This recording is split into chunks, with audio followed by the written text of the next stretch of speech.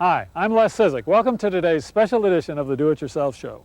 On today's program, we're going to talk about how to inspect a house that you've decided to buy. We're not going to talk about the aesthetics or the finances. We're going to assume that you've already decided that this is a good investment and you like the house. What we are going to talk about is the overall mechanical and physical condition of the house. Whether or not somewhere lurking in the woodwork there isn't a deal killer waiting to catch you. Here's what we're going to look at.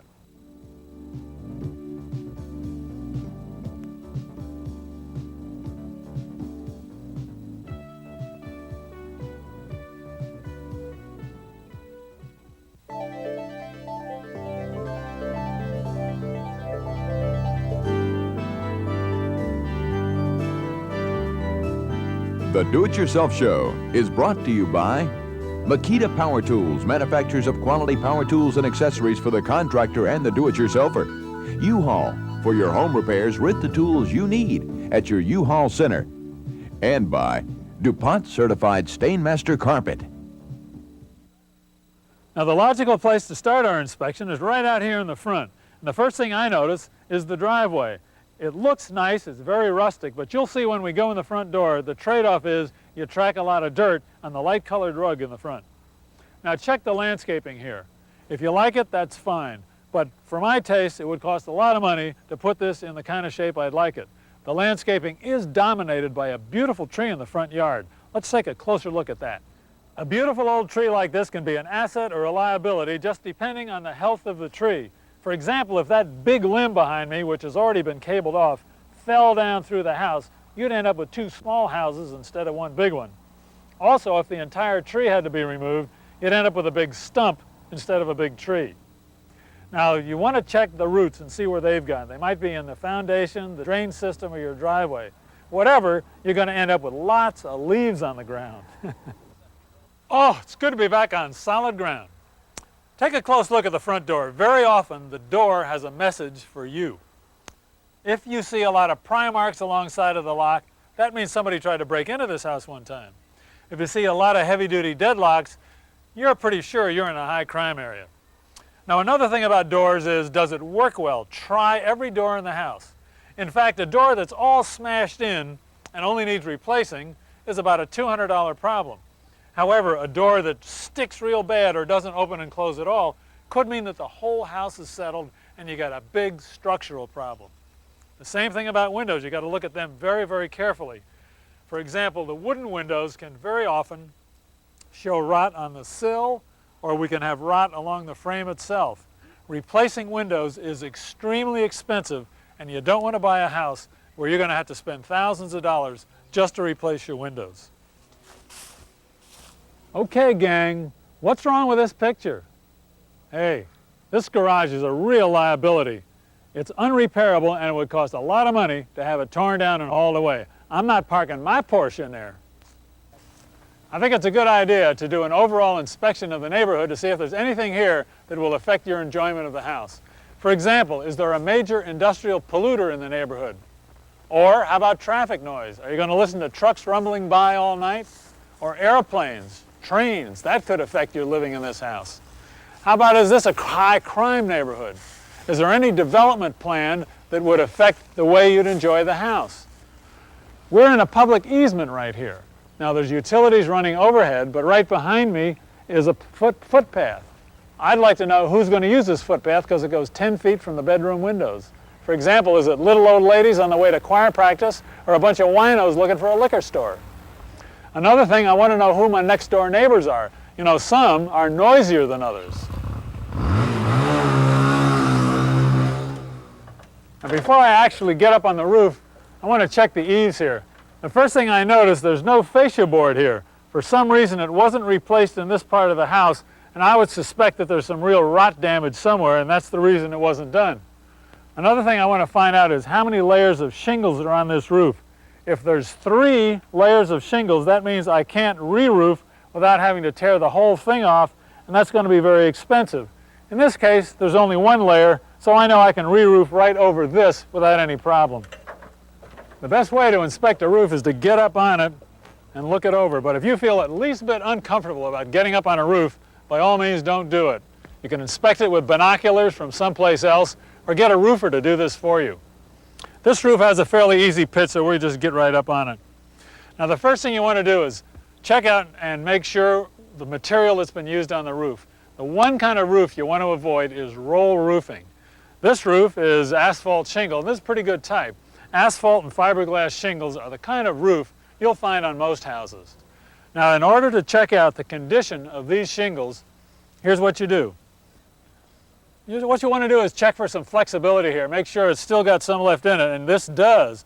One that's too old will snap off like a soda cracker. Also stick your fingernail on the bottom. If it sinks in, you know it's still got some life in it.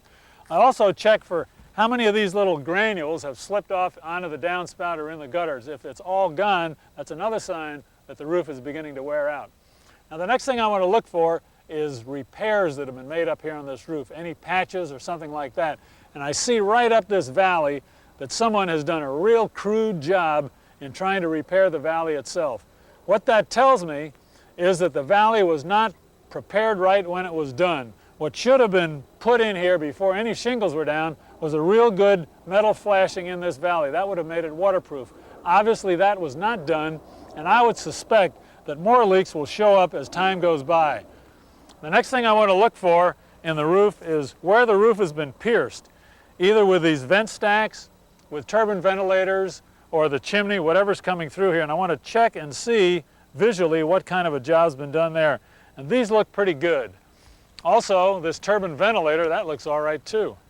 Looks like it was flashed right and isn't going to cause any problems. But the chimney's another story. Also, when you're up this high, it's a good time to check out the neighborhood, see what's going on. Oh, excuse me, madam. We'll be through here in just a minute.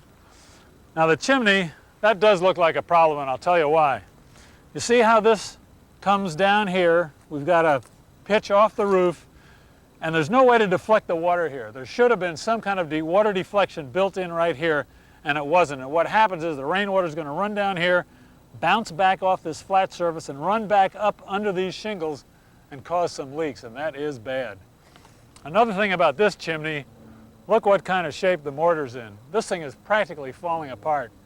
This is not a good chimney at all, and when looking down here I can tell that there's no flue liner inside this chimney, so I've got a fire hazard. So I'm really concerned about the condition of this chimney.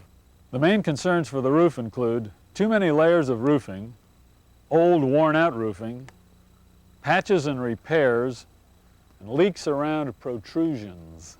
While you're touring around the house, you want to check all four corners to make sure they're plumb. For that I'll need a level. Shazam! Yeah, this one looks pretty good. Now another thing you want to check is look at all the siding very carefully. Make sure that the windows connect well and there's no gaps there.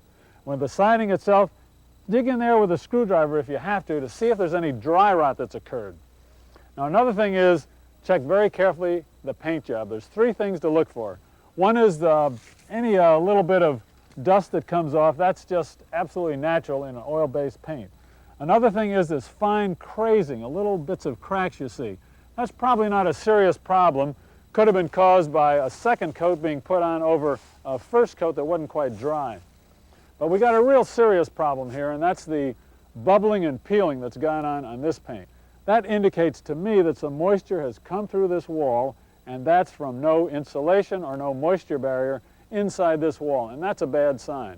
In order to properly paint this house, it's a very expensive job because it has to be taken down to bare wood and then painted again. Now let's check out this electrical system here. The first thing I notice is that we have 3 wires coming in off the pole. That means 220 volt service is being provided to this house. If there were only 2 wires coming in there, that would mean there's only 110 volt service, and you probably wouldn't be able to use heavy-duty air conditioner or a clothes dryer. Now another thing we can see here is that the service panel has been updated. This is the old panel here and it's been abandoned, and you can see it used fuses. The new panel, which uses circuit breakers, is what's in service now. Now you can tell what the size of the service is by checking the main breaker. In this case it's 100 amps. Now I would say a 100 amp service is the bare minimum that a modern household would want to use to run all the appliances and things that are going to be in the house. Most people would want at least 150 or 200 amp service. Now I've seen some rather strange wiring inside this house. If you have any doubts about the electrical system in the house you're looking at, get a licensed electrician to check it out for you.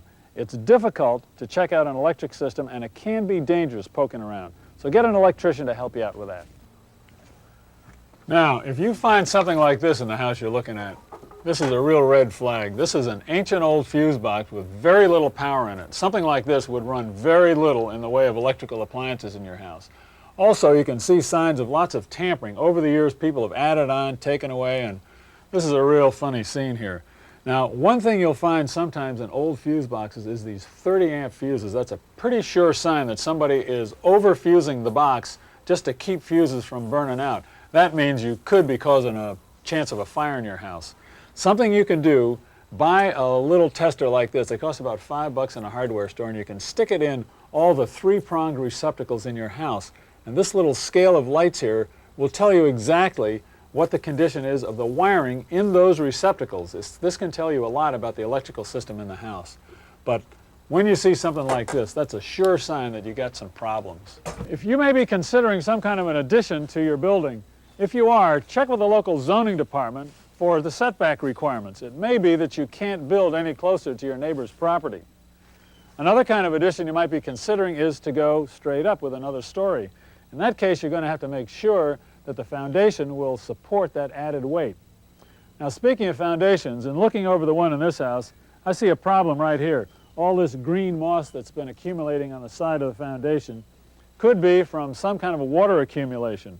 So while you're checking the foundation, make sure there is no water runoff that could be undercutting the foundation or an accumulation of water which seems to be causing this problem here. And while you're at it, check the foundation for where the sill plate connects with the foundation itself. In some cases you can see it from the outside, but in most cases you'll have to go inside the crawl space of the basement to get a good look at that. Another thing I'd be concerned with as I walk around the building is the condition of major cracks in the foundation. Now, if the foundation is made of concrete, you might see V-shaped cracks like this at the corners. That means there's been some major settling. In a block or brick foundation like this one, that major settling will show up as these stair-step cracks like this. Now, as I've walked around this house, I've seen a stair-step crack like this on almost every corner, and that means there has really been some major settling. The main concerns on the outside include driveway and walkway problems, landscaping and tree problems, conditions of the doors and windows, problems in the siding, and foundation problems. And we're going to go down in the basement and look very closely at what the results of that settling have been. Nothing like wandering around the basement of an old house to find out what really has been going on over the years. Down here we see some good things and some not so good things. One of the good things, I think, is the insulated heat and air conditioning duct. Also, we see some insulation that's been placed in between the floor joists. That keeps cold air from infiltrating up into the main part of the house. But look at this. This is a floor jack. Apparently the floor upstairs was sagging badly, and these floor jacks were put in. There's about 4 of them down here, so they must have had a problem at one time, and I would spend a lot of time finding out exactly what the cause of that is. I see also in the plumbing system, which is revealed down here in the basement, that we've got some galvanized water lines. That could mean, and really will mean, some corrosion, at least if not now, in the future, and that's going to reduce your water pressure. I also see that some plastic waistline has been added here, but it runs into cast iron waistline. Cast iron waistline is going to mean slower and slower moving sewage, and you're going to have to do something about that someday. Another thing I'm looking at here is the old knob and tube wiring system. That could mean that you'll have to replace that sometime in the future. One of the real significant joys about inspecting a house is crawling around in a crawl space like this. It's a lot of fun. What I'm looking for is water and moisture intrusion. Now, if you've got just a little bit and the basement is well ventilated, as this one is, or you can add some vents along the outside walls of the foundation, then it's probably not a serious problem. A simple fix could be repointing the brick and block on the outside and putting some waterproofing compound here on the inside of the walls. If that's all there is to it, you don't have anything to worry about. But we need to look for more serious water problems. If it's the dry season, there won't be any water around, but you want to look for things like moisture on the bottom of cardboard boxes that are stored in the basement, heavy white fuzz on the walls, ugh. Or you might see a sump pump in the basement that the owners put in to pump water out that comes roaring in. Serious water problems could mean that the only fix is an expensive French drain system that you'd put on the outside of the house just adjacent to the basement walls. Would cost a lot of money, and you may not want to go to that trouble. We're checking for termites and dry rot. Now, there's no substitute for a professional termite inspection, but do look around for sawdust and little suspected areas where you can see the animal's been crawling around. Now, for dry rot, take a screwdriver or an ice pick and dig around, and if you see a suspected area, you can drill a hole in and really see if that's solid up there. Get the owner's permission first, though. He wouldn't appreciate it otherwise. I want you to check out the heating and air conditioning system very carefully. A major repair here could cost thousands of dollars.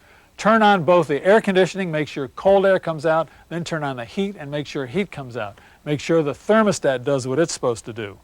One way to make sure that you've got an efficient system is to check the owner's bills for the past 12 months and see what it costs to heat and air condition. That'll give you a good idea. Also, this one shows that it is an energy efficient system. Take a look at the water heater and make sure it's not some antique you're going to have to haul out of there pretty soon. Also, the size is important. If you've got a family, 40 to 60 gallons is what you're going to need. If it's a gas water heater, make sure it's properly vented. Other than that, a water heater is not a big deal and can be replaced for a couple of $100. Before we leave the basement, there's some health considerations I'd like you to think about. If there's a lot of mildew being formed in the basement, that could be forced upstairs and bother people who have allergies to that. Another thing is asbestos-lined heating ducts. That can be a health problem. And something else that's being considered these days is radon gas building up inside your basement and going up into the house, causing cancer. You can check for radon with a kit like this, or ask your health department to check on it for you. We're in the living room now, but the things we're looking for, we're going to be looking for in all the other rooms of the house too. The first thing I'm going to do is try all the switches and figure out what they go to and make sure that they turn on something. Then I'm going to look for cracks in all the walls. Notice I'm using a checklist. I'm going to take this checklist all the way through the house because I don't want to miss any of the points I'm looking for. Now, in an older house like this, where plaster has been used to cover the interior walls, we're going to naturally see some cracks. That's due to natural settling and not really a bad sign. But in modern houses where drywall has been used, serious cracks, particularly diagonal ones, could indicate some serious racking in the house, and you're going to have to find out what the reasons for those are. That you do in inspecting the foundation and to some extent up in the attic. Now, another thing I want to look for is water damage. That's a really important thing. In a plaster or sometimes a drywall wall, you'll feel some bulging here in the walls. You'll see some bubbles. That's a sure sign that water damage occurred at some time in the past. Up here, where the exterior wall meets the ceiling, I can see some discoloration that's actually been covered up with paint. There was probably some pretty good water damage up there at one time or another, and we're going to find out more about that when we go up and inspect the attic. Let me try the window here. This window is not opening, and that's a big problem. Actually, I checked it when I was on the outside, and I saw that it was caulked shut. And I also noticed that the sash cord has been cut, so even if the window did go up and down, it wouldn't work properly. Now, replacing windows is a huge expense. If you have to do that in a house, you want to think twice. Another thing that I'd check for is lead-based paint. If there's lead-based paint anywhere where kids can get to it, that probably has to be covered up or removed. Now, another thing I've noticed, here's a 20-foot long wall and only one electrical outlet on it. That's something that may not work for you. Fireplaces are a great asset in any house. This one is particularly good because it's energy efficient and really puts out some heat. Now, a lot of fireplaces and inserts that you see, and also some of the wood stoves, are not so efficient, so you might want to check that out. The chimney itself will probably need professional inspection, and I would get a chimney sweep to do that. Now look, when you're playing house detective like this, you're going to turn up a lot of things wrong with the house. We don't mean to imply that that makes the house unacceptable to you. What we're trying to do here is just make you aware of things that can go wrong in a house, things that might be wrong already, so that you'll know what to expect after you buy the house. It's a simple matter to check for insulation up in the attic, and it's easy to look down in the basement to see if the floor is insulated. What's not so simple is checking the walls for insulation. Now, when I put my hand on the outside walls of this house, it feels cold and clammy, and I've got an idea there is no insulation here. To check, remove some of the switch plates on the outside wall, and with a flashlight actually look behind that electric box, and I don't see anything back there. So I've got an idea that there is no insulation in the outside walls of this house. If you do look back there and see some foam insulation, it might be urea formaldehyde. Check that out because it could be a health problem. Now remember when I told you about the driveway tracking dirt in the house? This is the main front door of the house, and it's just a few steps away from that driveway. You can see this big dirt spot here, and the owner has got this soil extractor ready to clean this spot, probably the whole carpet in this room.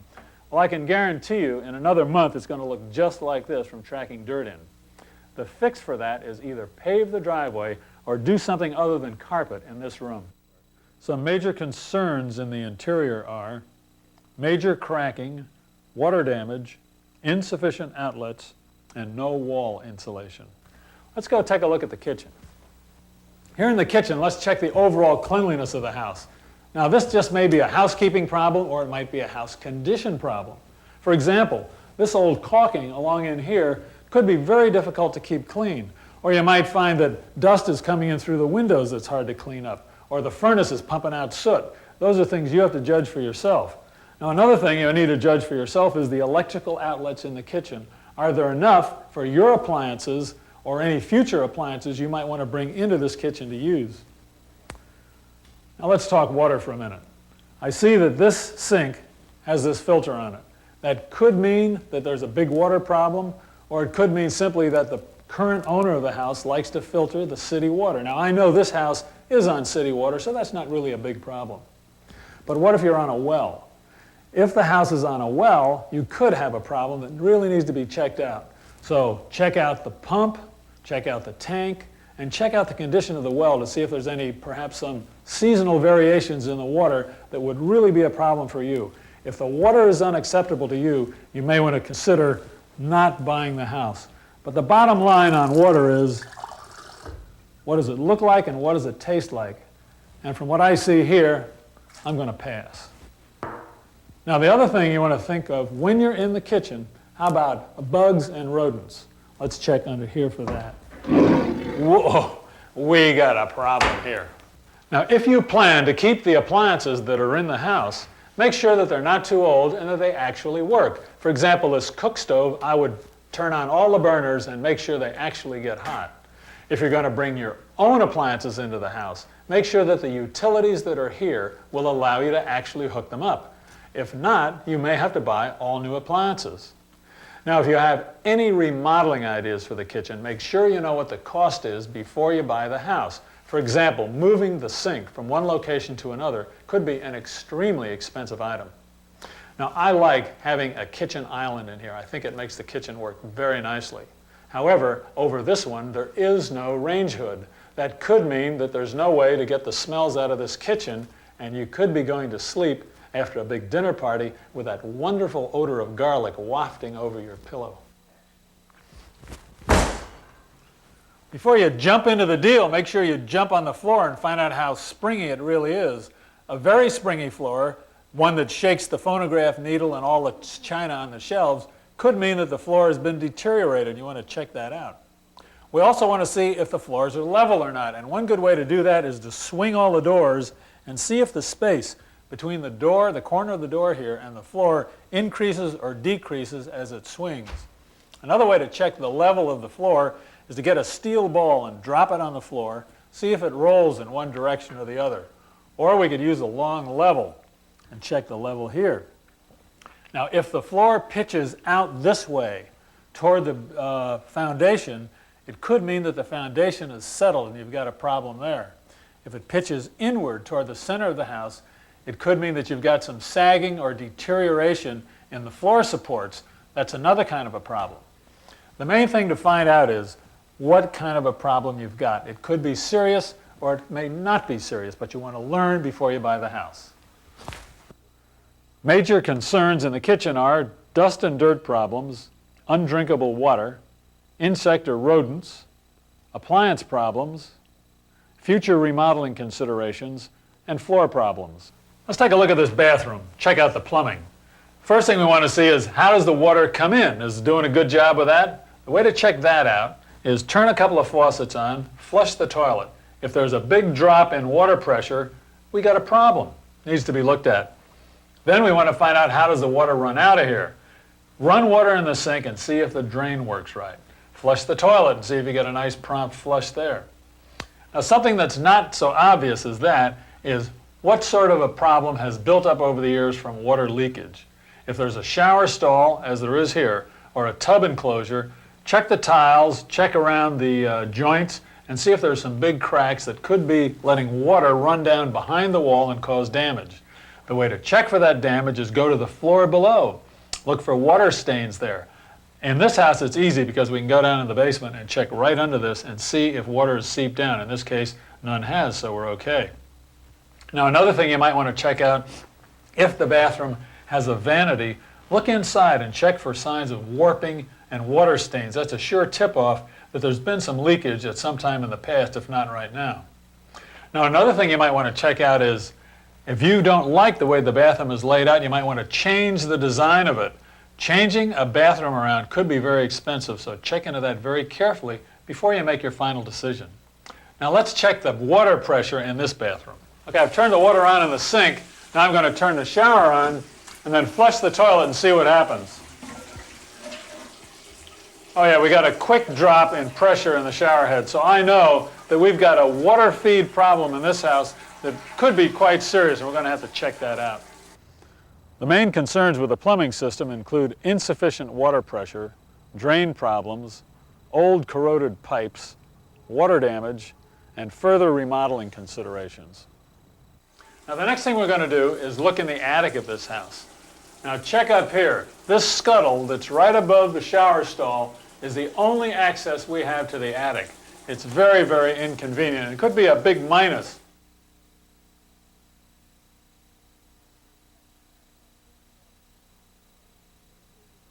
Oh, it was a lot easier for me to get up here than it was for the crew and all the equipment. Now, when you're inspecting an attic, be sure you walk only on the joists, because in between is only the ceiling. You can go through and do some damage to yourself and the house. Now, the insulation in here is pretty good. I would prefer batt insulation myself, but this is better than no insulation at all. The ventilation is pretty good here too. We have turbine ventilators in the roof, and we've got nice gable louvers in each end, so there's probably pretty good ventilation in this attic. The next thing you want to look for is structural.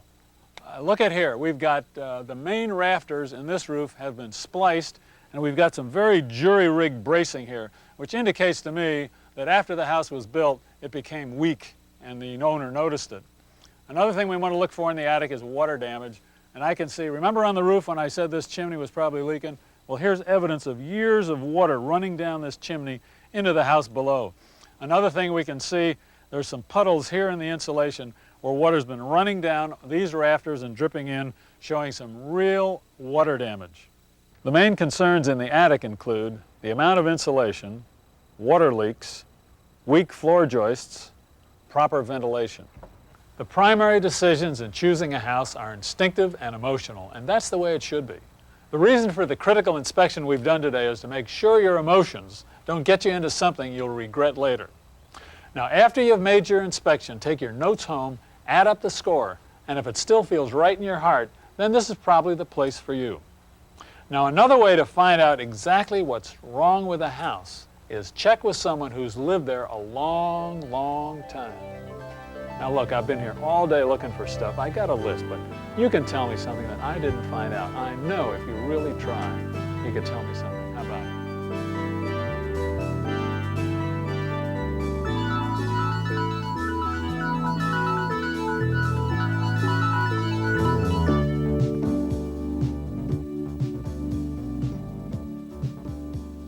The Do-It-Yourself Show is brought to you by Makita Power Tools, manufacturers of quality power tools and accessories for the contractor and the do-it-yourselfer.